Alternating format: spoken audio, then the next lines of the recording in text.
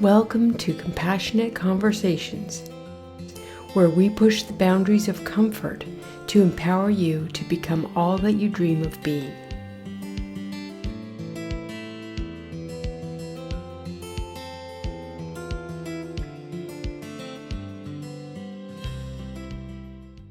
Last week's episode was about grief and loss. We talked about what it's like to go through major loss, as well as how to help someone through the grieving process. The big takeaway? Healing comes from finding purpose in our lives and doing things that make our others and ourselves feel good. My guest today has experienced great loss, along with the grief that comes with it. She has also transformed her suffering by finding her purpose, spreading kindness to those who are suffering. Megan Snedden is the founder of a kindness movement called The Kind Effect. 12 years ago, she lost her father in a plane crash. She also lost her brother to a car accident when she was just 5 years old. These tragic losses and mental health issues that came after brought her to rock bottom, but this adversity didn't destroy her. Learning to find happiness in despair led her to random acts of kindness, which she then turned into a movement that has inspired millions of people who have watched her kindness videos worldwide. Welcome, Megan. Thank you so much for having me here. Yes, I would like to start with your personal story because it's quite profound. Can you talk about the losses that you experienced both with your brother and your father? Sure, absolutely. Well, I'm 37 now, but I had lost my brother when I was 5.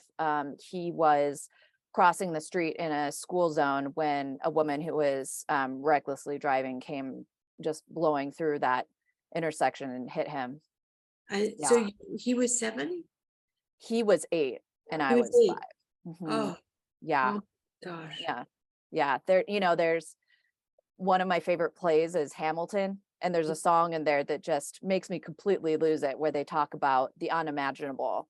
And I think that is the perfect word to describe that loss, because it really is unimaginable, for Right.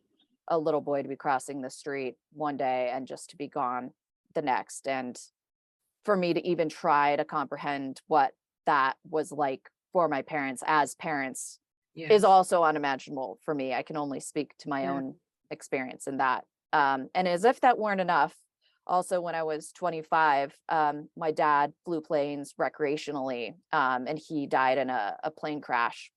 And I was living in New York City, building my career as a journalist at the time. And my family is all from California. So I get that news and then have to get on an airplane myself and fly home after. It was just, they were both unique losses, I think, because they happened at different periods of my life, where I was just at a different point developmentally. So talk about when you were 5. I mean, Sure. that is so young. What happened, to you, to your family? How did that play out? I still remember every bit of that very vividly, I think because it was so traumatic. And I still remember my parents going through so many different ways to try to teach me about what death was, from children's books to like counseling at school and grief recovery groups. And it's kind of weird because it's like I got it, but I didn't. I just knew that he was gone, and I didn't really understand that until several years later, like what exactly death was. And I have so much deep compassion for people going through loss, because it's never just like, oh, that person died and that's the end. Yes. There's how it disrupts the family dynamic. There's, in the case of my brother, there was a whole court case, because he was killed by somebody. So there was that aspect of it. And then with my dad, it's like he had a whole business of his own. So there was losing him, losing my father figure, trying to run his construction business for an entire year after that. I mean, you're dealing with so much. You're dealing with so much, in addition to like your own life that you had prior to when that incident happened. And it's just really overwhelming. Yes. And we'll probably swing back and forth into this Sure. as the conversation evolves. But I'm just so deeply sorry to I hear the appreciate that. I appreciate yeah, that. And it's, with there's just so many bizarre parts about it that are hard to put words to. And one of the bizarre parts about loss for me is that, my brother, this happened like over 20 years ago. And my dad was over 11 years ago. In some sense, it's like, yeah, that feels like a long time when I say it out loud. mhm, But at the same time, it feels like a very short time. Like I just think yeah, back to both of those and it feels like it could have been yesterday. yeah, yeah, yeah. And were your parents together for after your brother's death and then when your father died? I'm very fortunate. I'm extremely fortunate because my parents stayed together the whole time. I know that Yeah. there's a very high divorce rate for couples that lose a child, but they managed to stay together Wow. and keep our family together. Yeah. Well, I can't even imagine what it's been like for your mother. Yeah. I mean, I have glimpses of it because we do have an open conversation going in our Yeah, relationship. yeah, But also I'm not her. so yeah, right. um so she moving her son and her husband, Yeah, are just again that word unimaginable. yeah, yeah. It's like all the male figures were just taken from the family and then just the women left. You don't have any other siblings? No, I don't. So this is there are just again more difficulties as even now, like dating for me is really difficult because people love to ask like, oh, how many siblings do you have? Mhm. And Yeah, sometimes it depends on my comfort level of the day, sometimes I might just be like, oh, no, I'm an only child, and just kind of hope that the conversation changes. yeah, And then other times if I feel like I've gotten to know the person more, I might try to yeah. find a way to coalesce that and breeze by it. Or people ask things like, oh, where are your parents? Or like, are your parents still together? And it just Right, presents a right. lot of complications in like everyday scenarios. Well, and yeah, we live in a culture that really doesn't know how to talk about death, and we're all weirded out by those types of conversations in general. I don't think we do death well, I don't think or that we do either. I yeah, think yeah. I've traveled So just like you, I've traveled extensively, and there's other cultures that do death much, much better than we do. yes, yes. I think there's an acknowledgement of it and a facing of it. I just think that in the West, we just try to ignore it and downplay it, and we don't like being confronted with it. We just kind of stick our heads in the sand like ostriches, hope it goes away. Don't talk about it, don't feel it. You're just supposed to soldier on. Like, so I'm wondering, did you get that kind of message after your brother's death, after your father's death? Okay, you're allowed to grieve Sure. this long, but then you got to just get back on the whole. Yeah, unfortunately, I guess I did. It's tough because, I wouldn't want certain people that were present in my life when I was younger to feel unacknowledged because I certainly had friends and people even at a young age that were compassionate toward me. But Yeah, I guess the point is that they were few and far between, that I can pick them out by name, that I can say, oh, this person and this person specifically were very kind, warm, and loving and understanding yeah, toward me, even though they were children too and didn't right. quite get it. So I had very specific friends, I think, that I kept close. But by and large, I would say the community that I was in was just not warm and fuzzy or accepting. I think they just treated us a little bit like we were weird, um, Oh, and I just felt so excluded, mm, as a kid. For exactly that reason that you were saying is that people just don't know how to mhm, cope with that. And yeah, I feel really fortunate that my parents joined a grief recovery group that we went to every year, so I did get a little bit better sense of community in that aspect. But the people yeah, in our neighborhood or yeah. the people that I went to school with were sometimes very cruel, I think. Wow. Yeah. Yeah, Maybe by omission, by not doing things that would have been helpful, or by doing things that were blatantly unhelpful. definitely. Both, I think. And I think the really strange part about that is that I could have taken that environmental feedback and gone any direction with my life, I could have become a very like angry and vengeful person. But I think Mhm. when I actively saw people who were unkind toward me, Yeah. when they very well knew what I was going through, it more motivated me to go the opposite direction and become more Yeah. kind, loving, and Yeah. compassionate toward others than I think that I genuinely received. And so Yeah. the Yeah. biggest lesson that came out of that is just that like you don't know people. Yeah. They might on the outside look like they have it all together, but You don't know the stuff underneath. you don't know what they're struggling with at home. And I still even view people that way, which is how I Yeah. stumbled into kindness and even Yeah. still in my day-to-day life try to give people the benefit of the doubt. Yes, yes. So I want to get into the kindness part. Sure. But you mentioned, because I'm a therapist and people listening to this are probably very much into counseling and mental health and personal growth. You mentioned that you had mental health issues after these losses, which Definitely. so many people. So can you please describe what they were, how they manifested, and how you worked through them? I think that could be very helpful to listeners.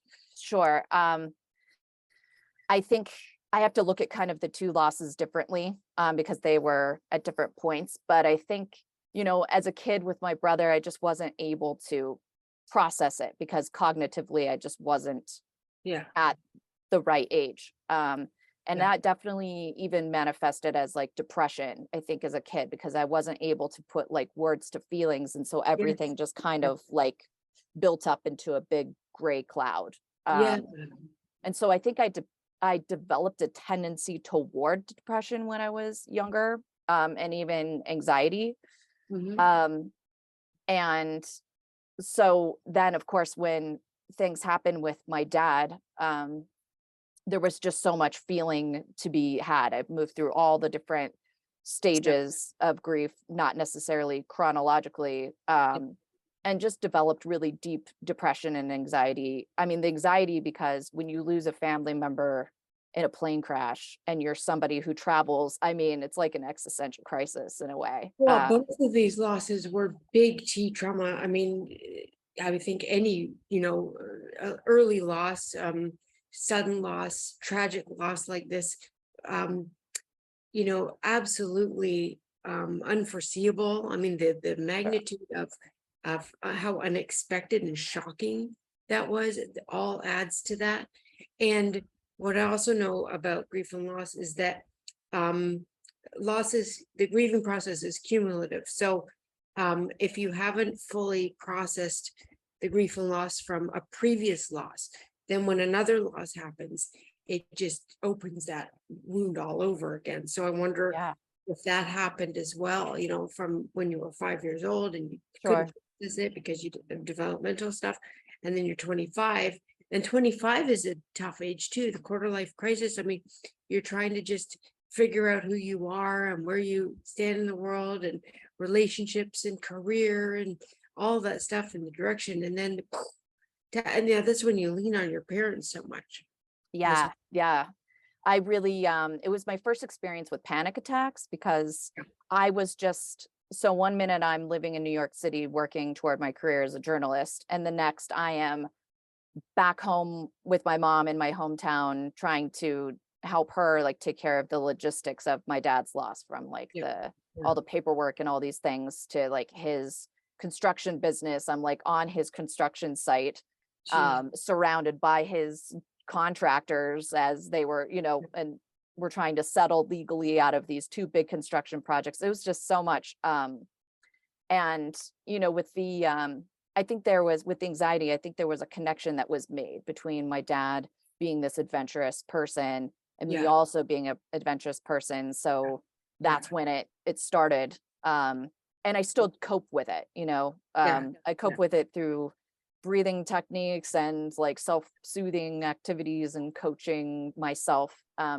But it comes up for me whenever I'm in like small spaces, if I'm on yeah. like buses or shuttle buses or planes or I have cars. And anxiety as well. Yeah, I oh can. yeah, Yeah, yeah, I yeah, can. yeah, And yeah, and I think that's just so common. I think people listening to watching this they can probably really relate. Um, and Yeah. So I just think it's so amazing. And here I am in Costa Rica. Here you're in Nicaragua right now. Guatemala. Guatemala, sorry, Yes, Guatemala. they're And close by. we're doing these adventurous wild things. So obviously we're doing okay on the anxiety score. Yeah, I mean, it's there, Push it's yourself. there, but I do push myself past it. Yeah, yeah, And I think maybe that's something that people who might look at my Instagram and see me traveling all the time might not understand is like, I don't have a perfect life. I've been through some really crazy, awful things. yeah, And the anxiety and the depression are come along with me because they're yeah, part of my life, but I don't let them control my life. no, I don't let them stop me from yeah, still getting out there and beautiful. living Yeah, according to what I yeah, see as like the fullest extent. yeah. And I specialize, I treat anxiety and depression, and yeah, avoidance is what makes it worse, right? So Oh you have my to God. face the fear, right? Do Yeah. things I that's mean, scary. yeah, I will say that from a depression front, like I'm treated right now. Like I'm Yeah, on medication. I've gone through all kinds of things to treat my yeah, depression. So me too. I'm in a stable state, which is Yeah, why I'm in Guatemala and yeah, climbing volcanoes and doing all kinds of fun things. But good there for you. have been plenty of times when I've been trying to get on the right treatment and figure things out that I've just been completely Yeah. incapacitated. I've been completely incapacitated probably about 6 times in my life, curled up in a ball in the corner of a room. Just yeah, couldn't function. Absolutely. Yeah. Yeah. Yeah. So how did you end up starting this kindness movement? It's so exciting. And why did it become so important in your life? It's so funny because I look back at my life and at all the terrible, awful things, and I wish that they hadn't happened on one hand, but on the other hand, had the adversity that I'd gone through not happened, then the great things wouldn't have happened either. Because Maybe the you wouldn't kind be doing this. I wouldn't even be the same person. Yeah. It just the kind effect really was born out of needing something. Because Post-traumatic growth, I think they call it. post-traumatic growth is a good term for that. Yeah. Yeah. Because what I found in both of these losses is that you just can't go back to the same person that you were Yeah, never before. gonna happen. Never going to happen. And your life has to become about something else. Yeah, Um, yeah. and Something bigger usually. something bigger.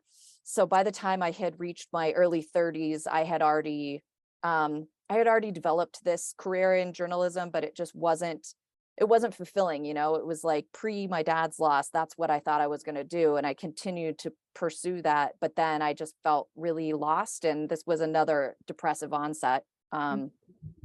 because I just felt, with all the things I've been through, my life was just missing meaning and purpose. And ultimately, what was missing was feeling like I was giving back in some way, Uh-huh. or that this like almost insatiable emptiness had to be satisfied in some way. And I started feeling that more through connection with other people. Yeah, yeah. I just want And to slow it down there for a second because that's very profound what you said, Megan. Is this emptiness? I think just so many people feel that, right? And that the meaning for you and the purpose came from connection, connecting with others on a deep, meaningful level. Don't you think that is what's needed so much right now? I do, yeah. And especially in terms of loss, like I just felt really untouchable. Okay. Untouchable, I don't mean invincible. I mean, I felt untouchable as in like people didn't like me, or there was something about me that was like Yeah. diseased, They were sort of recoiling, maybe. Yeah. Yeah. And Yeah. I just felt so alone in Alone. that. I Yeah. felt really alone, and needed some positive way to get reconnected, I think, with just society in general. Because I recognize that feeling isolated really is just no way to live. Maybe did you question humanity? Did you question, people's goodness? And Absolutely. yeah, And my yeah. own everything. I questioned everything. I I was bet. like, why am I even here? Right, You know? right. Very existential. I mean, when you lose people and such a sudden, tragic early losses, I think that makes perfect sense. What's the point of all this? What's the point? And I can't pinpoint an exact date or day that it started, but at some point I just started doing little symbolic kind things for people. Yeah. Like when I was in Santa Monica in Los Angeles, for example, I'd go for walks because with my depression, I found that really soothing. Yeah. And there's like a pier there with a Ferris wheel. And Yeah. people would always be asking me like, oh, can you take a picture for us? Which is Right. an act of kindness, really. Yeah. And so then I started going on these walks where like I would just specifically look for people struggling to take pictures, and I'd be like, can I Oh, take a picture for you? oh, And I think I started to feel good because I noticed when you put yourself out there to a stranger and offer help, yeah. you get like environmental feedback, I guess, that kind of says like, oh, I'm a worthy person. So Right. I'm like, okay, I can't do much in this world right now because I'm at a real low point, but this person seems to be smiling at the fact that like I just helped them. Start with baby steps, Baby little ways steps. to connect. Yeah. And I think I call it a luscious circle. It's like you feel good, then I start to feel good, and it goes back and forth. And then that feeling in both of us grows. Definitely. And then at some point I started, this is so embarrassing, but like I was so depressed. I was so depressed. And I started going on these walks where I would like pick flowers in the neighborhood Yeah. from people's yards. Oh yeah, no, I'm And then, guilty as charged. and then I would give them to people. I'd be like, here's some flowers, Recycle flowers. recycled flowers. And Did you ever give them to the people whose houses? I took them from them. Yeah. No, I probably should have, but I just hope that it No, all that comes might back not have been around. That taken the right way, but maybe I was pruning their bushes, and I who think knows, the but sentiment is lovely. yeah. So, but then I noticed I'm like, wow, people love flowers. So then I started doing more buying flowers and surprising strangers with flowers. And Your video, by the way, there's a beautiful video that you have on your site. I think it's one of your most popular ones where you go on a first date with somebody, and he comes along with you, drives you there to give a woman flowers. And had she just lost somebody? she had just lost her dad. Oh, and it was just, oh, I have not cried like that in a long, I bet everybody who watches that has that response. It was so beautiful. It was so unexpected, and yet, like I still get emotional even now talking about it because it felt really good to me for like my suffering to have not been for nothing. That Yes. I Yeah. could be someone a few years past my dad's loss and find a woman that went through something similar, and then to be able to be like, it was like talking to the old me, where it's like, hey, Yeah. everything's going to be okay. And I Yeah. know that flowers don't fix, I think, things. There really is nothing that fixes the No. loss. But again, it goes back to these like symbolic gestures, Yes. especially among strangers that are like, hey, Yeah. we all need those reminders, I think, that Yeah.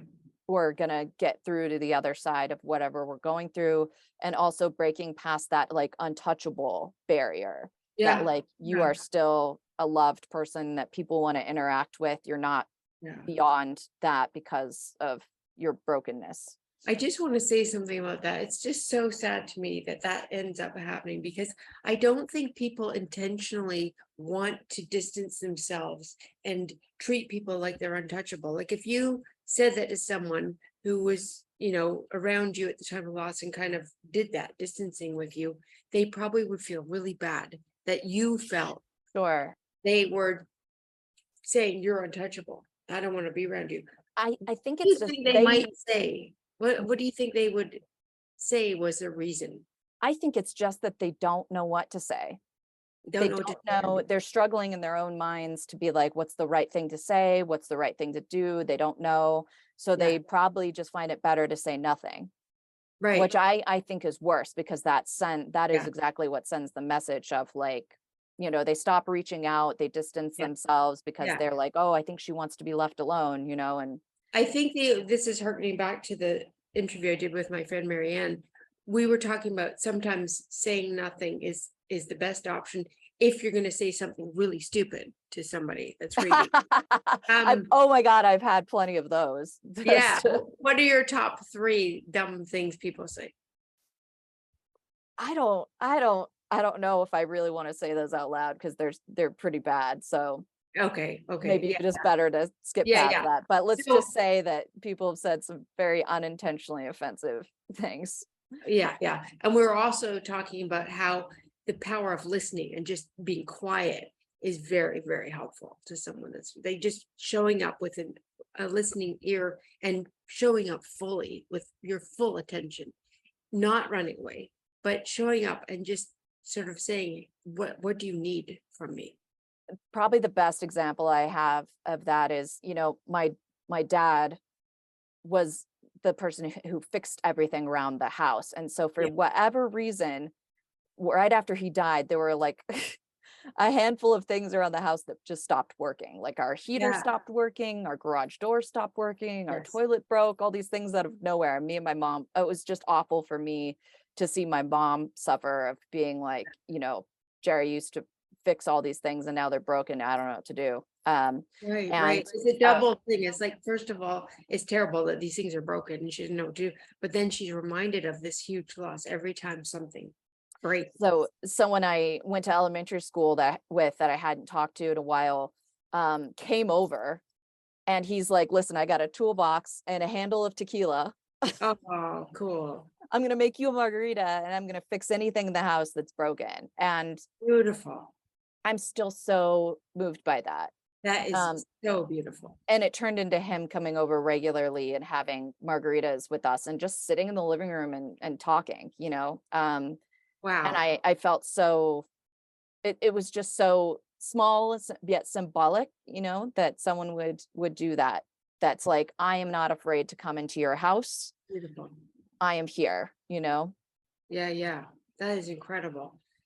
So you kind of touched on this for Megan, but how have you transformed the perils of grief into the gifts of kindness in your own life? I mean, it sounds like it's been an evolving Mhm. process journey for you. It most certainly has. Yeah. I think that there's two parts to it. Essentially, there's the mindset aspect that Mm. I think in my head has just been developed over time. And that really is just that deep compassion for Mhm. humanity. And I think it is a form of kindness when we pay people the benefit of the doubt, of just, you see somebody that's in a super rush and then you just offer them the spot in front of you in line because you're like, I don't know what this person is going through today, but looks like they sure need to get through the grocery store line before me because That's a real practice. That's a tough one. I try to do that, but when I let people in for traffic, for example, they kind traffic. of don't know what to, they're like, seriously, are you, Mhm. Yeah, I intentionally, when I'm driving somewhere, I leave my house at least like 15 minutes early, with the intention of, you know what, I got nowhere to be. Yeah. I'm gonna let people pass me in line on purpose. Wow. Um, mhm. But so then there's the mindset aspect of it, but then there's also like the practice, I think, of kindness. And when I was kind of in that spot of my early 30s of like my career had just lost its meaning, I was having almost like a second coming of grief from my dad, and things that I wasn't able to move past. Um, and I was really kind of establishing this reconnection with people from like my place of depression. That one of my friends just noticed me doing these acts of kindness and she was like, you really should be documenting this. Like Awesome. you've been craving the idea of sharing stories with people that have more meaning, putting content out there that really touches people in some way. She was like, what if you just started like sharing these as videos and like Yeah. telling kindness stories? And it turns out my first one was the one with the girl that I brought flowers to after her dad had passed. That was the first one. That was Wow, the first one I'd that ever was so documented. impactful, Megan. It, That was just amazing. And the guy, I thought he was lovely too, that he I went on. know, I know. I just thought it would have been like the best story ever if him and I had ended up getting married. We did Didn't not, you? but he's Okay. still a Okay. very special person to me. Okay. And that was the beginning where, it really ended up taking off. And what that had said to me was, wow, I think people need this. Like, people need more of this in their life. So I guess I should just keep going. So then I kept making videos and telling stories and documenting good deeds. And then suddenly it's from a branding perspective, it was like, I guess I need a website, I Neat. guess I need this thing needs a name, and it just kind of evolved and turned into a thing that I've um driven my attention toward, Yeah. and it's I guess it's just like a kindness movement. I make content about kindness, I speak about kindness. It's not my job. I actually work in marketing. Oh, really? Yeah, but the kind effect has always been an outlet, I think, for Yeah. me, for Yeah. my own personal well-being and Yeah. growth, and it satisfies a need, I think, for Yeah. me and for other people. And for others. Yeah. It's just so beautiful. I just spent hours on your site and just watching these videos, and it just makes you feel good. It's just so lovely. At the end of a really rough day, being a therapist, I usually watch baby videos or kitten Oh, videos. that's so But nice. yours are, I've added to my list because it's just these beautiful acts of kindness. I mean, you in the Tyrannosaurus Rex costume. So cute during COVID. Oh my God, thank Yeah. you. And the Like hugs, free hugs when you were traveling. It's just fantastic. I appreciate that. Yeah, the T-Rex, the Kindosaur, So I mean, like everybody else, I was losing my mind during the yeah, pandemic, and it was yeah, like, doing kind deeds is such a touchy-feely, close yeah, context yeah. activity, and we, of course, So were in the how middle did of a you make it pandemic. COVID friendly? This was so cute. I loved how you did it. Tell everybody. Well, because I was, again, here's a second or third coming of depression during the Yeah, pandemic, yeah. and Most I'm watching funny T-Rex videos on YouTube. okay. Because you could watch the people in T-Rex costumes are like snow shoveling, and That was cute. it's just so funny. And then I'm like, oh, no one's doing kind deeds. The Kindosaur. And Good. so I put on a mask, and I would put this plastic Kindosaur outfit on, and I'm like, oh, well, this kind of creates like a bubble between me Yeah. and other people, that I think people Right. at that time were more open to being approached by a dinosaur than they were just, hey, I'm a girl doing Yeah. kind deeds. People would be like, don't touch me, Yeah. Yeah. And so how did you interact with people? Was it cars or where did you stand? with What the Kindosaur, yeah, yeah. it was just so funny. Me and my friends and my family, it was always like, what should the Kindosaur do next? So we'd go to the grocery store, and buy food for Thanksgiving food drives, and it just brought Oh, some people so much joy, and it was oh, hilarious. We put the Kindosaur in a my friend's convertible car, and drove through um fast food drive-throughs, and like paid for people behind us, oh, and that's so cute. yeah, did Christmas giving activities, and gosh, we giving out flowers to people, and all Right. kinds of random stuff. Wow. Yeah, Wow. it was just so much fun. I'm sure many people listening to or watching this are grieving major losses. What advice can you give them about grieving and healing? If you think about someone now, you probably get people asking you this all the time Mhm. I because do. I you do. champion this cause. Yeah. I would say, this sounds so clinical, but I think it's the only thing that really comes to mind, is to like take advantage of the resources that are available to you, to Yeah. become like your advocate for your well-being. So if you can get access to individual therapy, do individual therapy. If you can get access to a support group, do the support group. Yeah. Um, if you can find little ways to introduce joy back into your life, Yes. absolutely do it, and own it. Well, there's some, because you probably hear from thousands of people. Have you heard any, do you have a joy list? Like what if grieving people found that gives them joy? Well, I think there's two things. I Mm. think there's self-soothing activities, and I think there's also joy. But especially when I've been depressed, like buying myself flowers, or just Yeah. simply going for a walk, or going for a nature walk, spending time in nature. Yeah. Um, with with the isolation, I think that's the worst possible thing that you could do, Yes. and yet it's like the only thing you want to do, Yeah, yeah, yeah, oddly. yeah. Um, Oh, well, so and with COVID, that was such a double-edged sword because we were being told to isolate. And yet, so as a therapist, I'm sitting there trying to treat all these people who are majorly depressed, thinking, is COVID worse than depression? Like, like mhm, it's causing right, mental right. crisis, and people are so depressed, like, and suicidal. Like, you really got to weigh things. Yeah, Yeah, you really, unfortunately, yeah, you have to. At least we're at a place now with the pandemic that you don't have to make those yeah, trade-offs as much as yeah, before. yeah, But when you're grieving and you're depressed, like I know all you want to do is isolate. yeah, Um, yeah, and you have to break past that yeah. and So find how a do you way to do that? I think so this goes back to the part where it's like people don't know what to do for Yeah, you. yeah, They yeah, don't know what to say and they might be a little distant because they don't know what to do or what to say. So I would actively either write or call friends to be like, look, I'm in a bad place. yeah, I yeah, need help.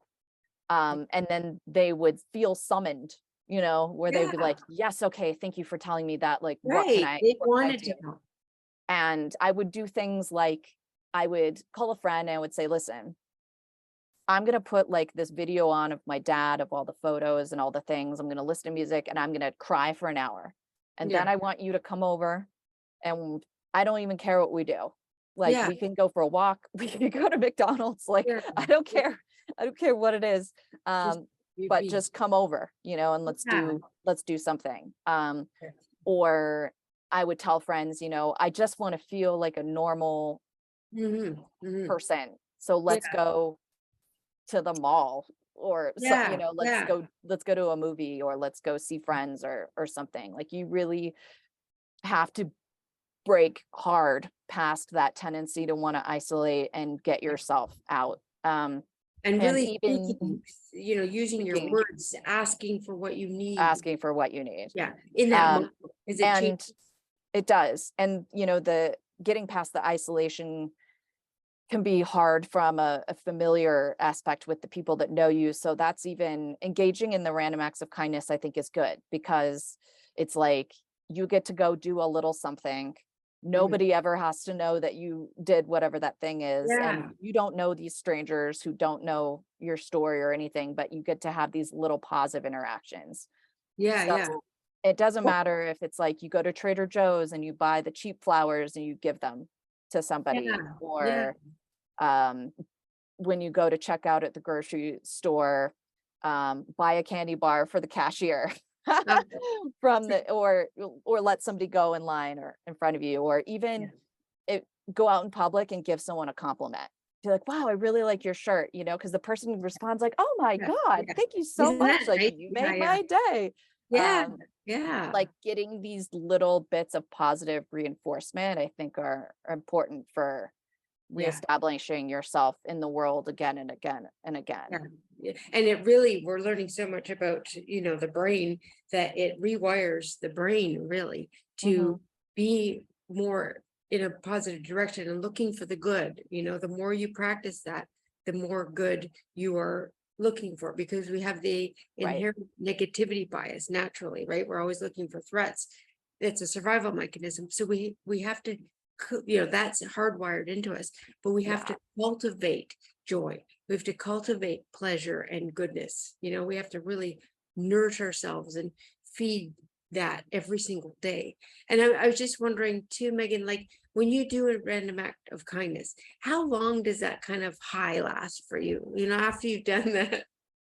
Yeah. I mean, it's I think I don't know what to say because I'm just so surprised sometimes by how that feeling can linger.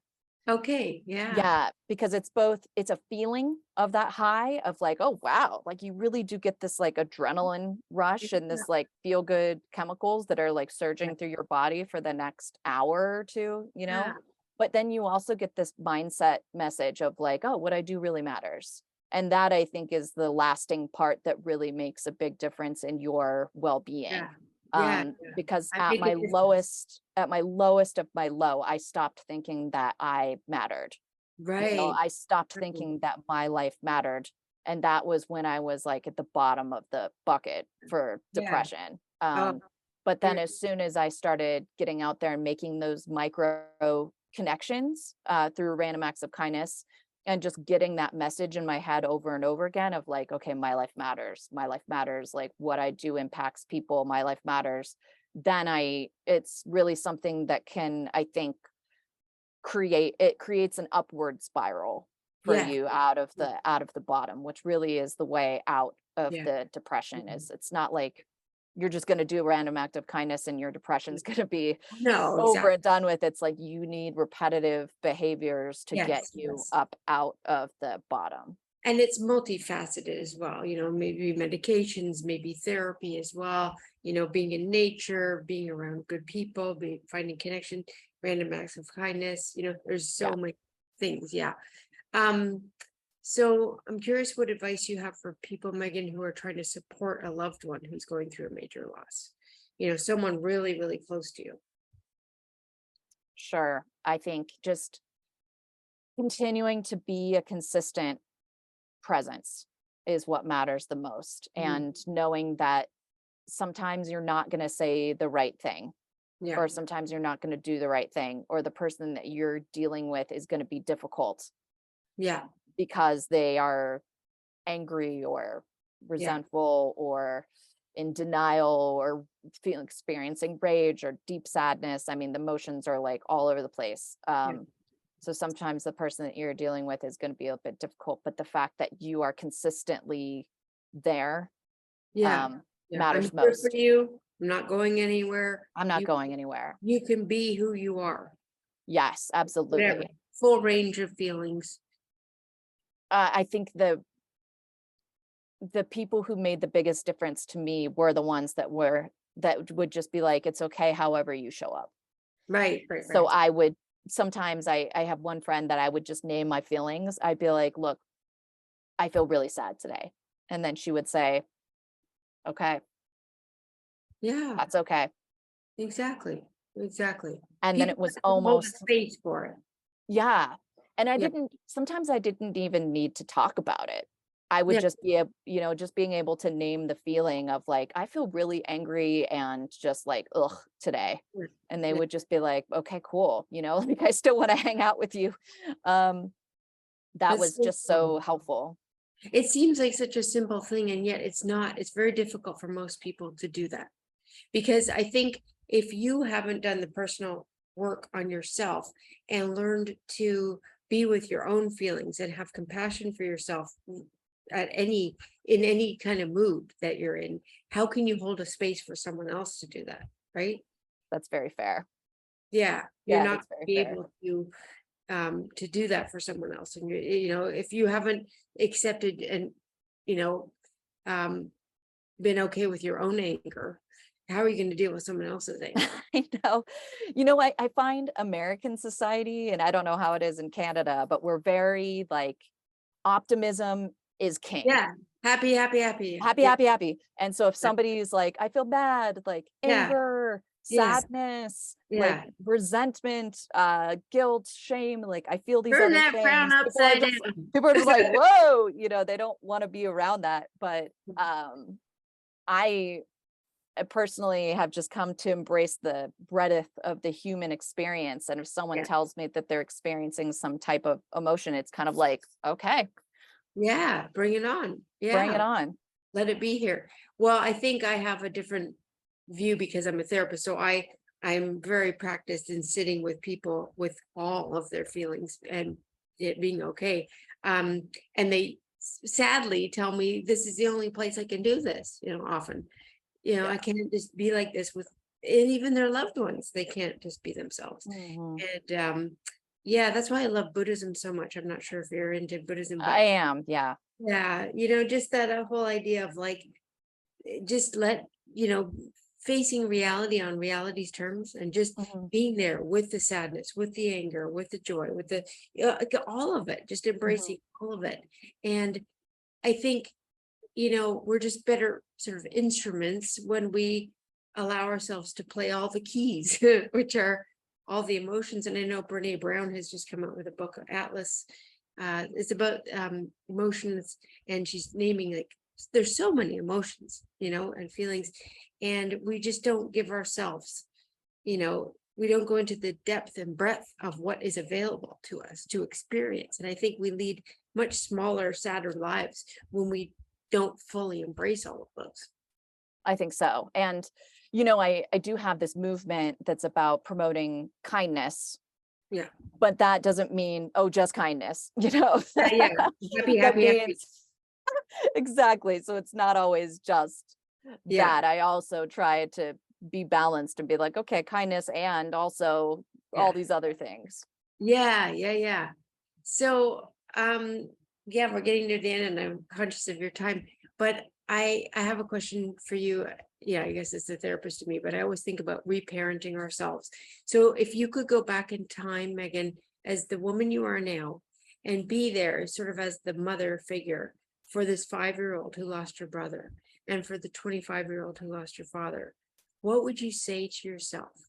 And what would you want the 5-year-old and the 25-year-old to remember? You know, so I thought about this a lot. And actually, the interesting thing that I felt like I've always needed wasn't words, it's just a hug. Yes. You just hold. Because there's very much this theme of like the untouchable, Right. because of that distancing I've had from people both when I was younger and when my dad had passed. And I think just having somebody there for me to like hug me or hold me is like all I've ever Yeah. wanted. Yeah. And a beautiful way to do that, we know this from the literature. Yeah, it's amazing, is to put your hands over your heart. And to Mm, just, Tara Brach talks a lot about this, putting your hands over your heart. And Kristen Neff, the self-compassion queen, putting your hands over your heart and just sending a message of care. And this area of the body covers the vagus nerve. And mm. that calms the fight or flight response. And it gives us a feeling of belonging and groundedness, support, and love. And I do this all the time. I do this with my Huh. clients. That's a good one. Yeah, yeah. So, and for a lot of people, they say when they do this, I ask them, what does this feel like? They say it feels like they're giving themselves a hug. Oh, Yeah. So that's just a really hands-on thing you I'm can. gonna have to integrate that more. That's a really good Yeah. tip. I appreciate it. And also my joke too is I say to my clients, okay, if they're going to say something bad about themselves, I say you can only say something bad about yourself if you put your hands on your heart at the same time, and they can't do Oh, it. So it's a real act of self-compassion. Yeah. wow. Yeah. And yeah, just to end, Megan, this has been wonderful, but what are the projects that you're working on at the moment in your kindness movement, and what are you most excited about?